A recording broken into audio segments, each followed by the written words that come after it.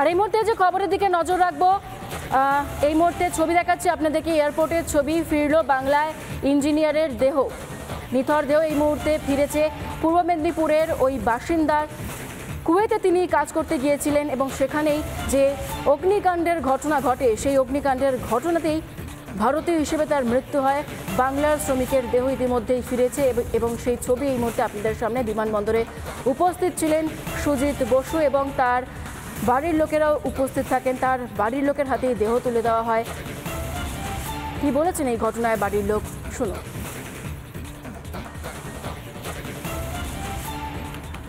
গত পরশু দিন পেয়েছি দুপুর 2:30টার দিকে যে উনি ডেথ, প্রায়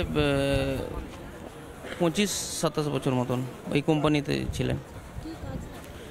উনি মেকানিক্যাল ইঞ্জিনিয়ার ছিলেন, মানে এনবিটিসি বলে একটা কোম্পানি আছে, সেখানে ইনফ্রাস্ট্রাকচার তৈরি করতে লোহার ইকুইপমেন্ট, বিভিন্ন রকমের কন্টেনার টাইপের। ওর মেকানিক্যাল ডিপার্টমেন্টে ছিলেন। মমতা ব্যানার্জির গভর্নমেন্ট আছে, ওনারা আমাদেরকে অ্যাসিওরেন্স করেছেন যে বডি লাস্ট পর্যন্ত আনা থেকে লাস্ট পর্যন্ত সৎ কাজ পর্যন্ত ওনারা আমাদের কাছে থাকবেন এবং তারপরে ওনারা জানাবেন স্টেপ বাই স্টেপ কি আছে না আছে। আর এই গোটা ঘটনায় বাংলায় যে কর্মসংস্থান নিয়ে এই বিষয়টিকে বারবার একেবারে সোজাসুজি স্পষ্ট বক্তব্য রেখেছেন অগ্নিমিত্রা পল। তিনি অভিযোগ করছেন যে বাংলার এই পরিস্থিতি নিয়ে, আর এই ঘটনায় অগ্নিমিত্রা পল যেমন বাংলার দিকে আঙুল তুলেছেন, একই সঙ্গে বাংলার মন্ত্রী সুজিত বসু এই ঘটনায় পাল্টা জবাব দিয়েছে। কি বলেছেন দুজনেই শুনুন আপনারা। অত্যন্ত মর্মান্তিক এবং মেদিনীপুরের মানুষ, কালকে আমি ওনার বাড়িতেও গেছিলাম। বাবা মা সমস্ত পরিবারকে ছেড়ে আজকে তাকে যেতে হয়েছে কুয়েতে কাজ করার জন্য, ছুটি কাটানোর জন্য নয়। অভিষেক ব্যানার্জি যেরকম ছুটি কাটাতে গেছেন বা চিকিৎসা করাতে গেছেন তার জন্য কিন্তু নয়। কাশ্মীরে বোম ফাটলো, সেখানেও পশ্চিমবঙ্গের পরিযায়ী শ্রমিক। মিজোরামে ব্রিজ ভাঙলো, সেখানেও পশ্চিমবঙ্গের পরিযায়ী শ্রমিক। এটা হবে কেন? প্রতি বছর যদি মুখ্যমন্ত্রী কোটি কোটি টাকা খরচা করে বেঙ্গল গ্লোবাল সামিট হচ্ছে, যেখানে 10 লক্ষ চাকরি নাকি রেডি, তাহলে সেগুলো কোথায়? আপনি কতবার আমাদের বোকা বানাবেন? এবং মুখ্যমন্ত্রীর কাছে আমি দাবি রাখি 10 লক্ষ টাকা এই পরিবারকে দেওয়া হোক কম্পেনসেশন হিসেবে। এই তো কম্পেনসেশন হতে পারে না, কোনো একটা মানুষ চলে গেল তার কোনো কম্পেনসেশন হয় না, কিন্তু তাও পরিবারকে মাথা তুলে দাঁড়াতে হবে। 10 লক্ষ টাকার একটা দেওয়া হোক কম্পেনসেশন, এবং তার মেয়ে যার নেক্সট ইয়ার যার বোর্ড এক্সাম, তার জীবনের সমস্ত পড়াশোনার খরচা এই পশ্চিমবঙ্গ সরকারকে নিতে হবে। বহু লোক কর্মসূত্রে বাইরে থাকে।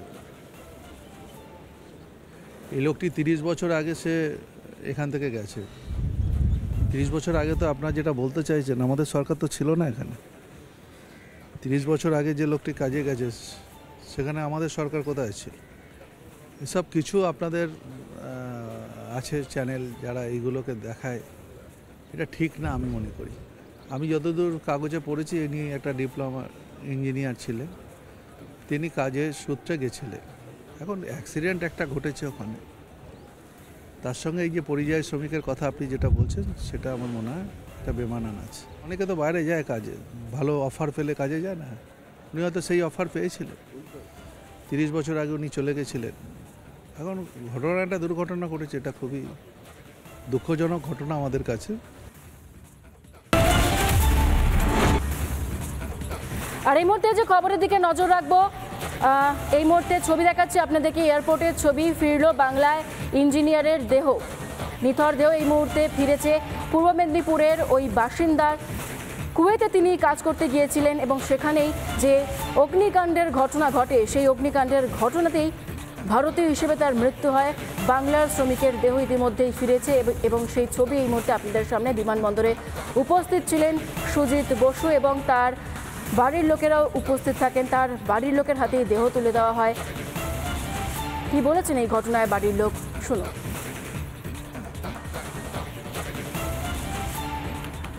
গত পরশু দিন পেয়েছি দুপুর 2:30টার দিকে যে উনি ডেথ, প্রায়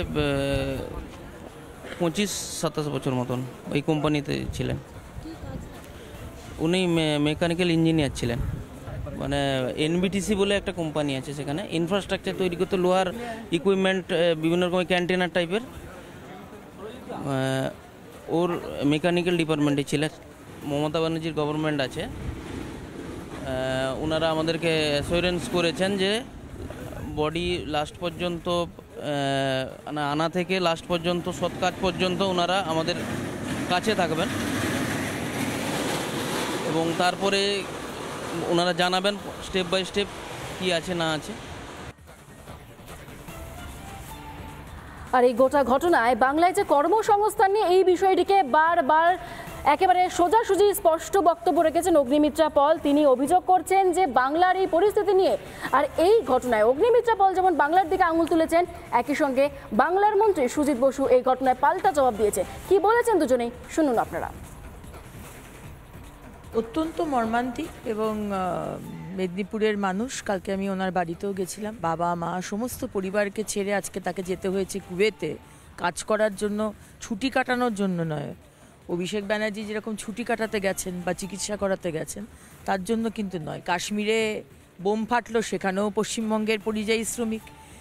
মিজোরামে ব্রিজ ভাঙলো, সেখানেও পশ্চিমবঙ্গের পরিযায়ী শ্রমিক। এটা হবে কেন? প্রতি বছর যদি মুখ্যমন্ত্রী কোটি কোটি টাকা খরচা করে বেঙ্গল গ্লোবাল সামিট হচ্ছে, যেখানে 10 লক্ষ চাকরি নাকি রেডি, তাহলে সেগুলো কোথায়? আপনি কতবার আমাদের বোকা বানাবেন?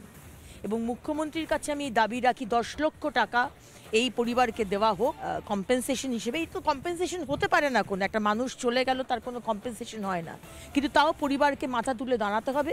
10 লক্ষ টাকার একটা দেওয়া হোক কম্পেনসেশন, এবং তার মেয়ে যার নেক্সট ইয়ার যার বোর্ড এক্সাম, তার জীবনের সমস্ত পড়াশোনার খরচা এই পশ্চিমবঙ্গ সরকারকে নিতে হবে। বহু লোক কর্মসূত্রে বাইরে থাকে। এই লোকটি 30 বছর আগে সে এখান থেকে গেছে। 30 বছর আগে তো আপনার যেটা বলতে চাইছেন, আমাদের সরকার তো ছিল না এখানে। 30 বছর আগে যে লোকটি কাজে গেছে সেখানে আমাদের সরকার কোথায় ছিল?